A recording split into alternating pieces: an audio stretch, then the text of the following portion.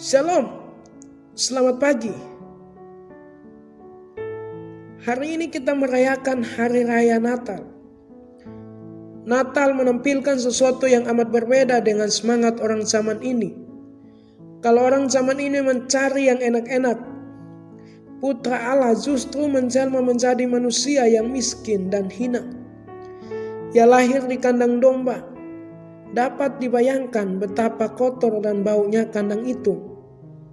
Yesus Sang Putra Allah itu bukan hanya hadir, bukan hanya lahir dan hidup miskin dan jauh dari yang enak-enak, tetapi juga pun harus mengalami hidup yang tragedis penuh dengan derita. Pada hari Natal ini, marilah kita merenungkan dua hal. Pertama, kelahiran Yesus yang miskin mewartakan kehidupan yang kaya.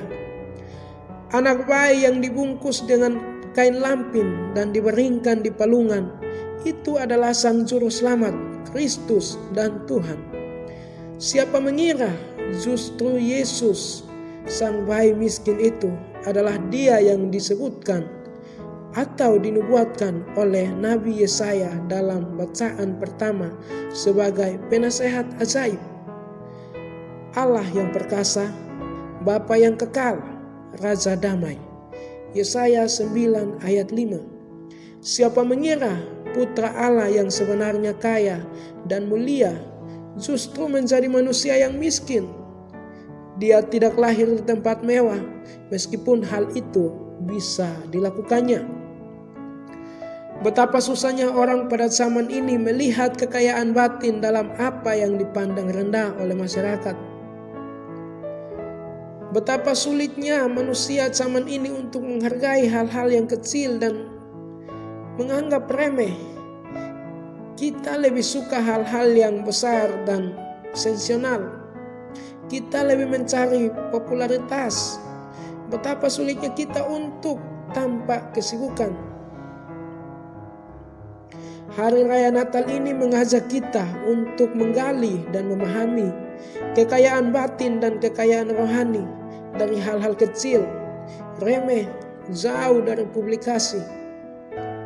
Ketika kita harus menunggu orang sakit sendirian, sementara orang-orang yang lain berpesta ria, saat itulah kita diundang untuk menghayati kesunyian kandang Bethlehem, yang walaupun tampil miskin dan sepi, hadirlah kemuliaan Allah yang terpancar pada bayi Yesus.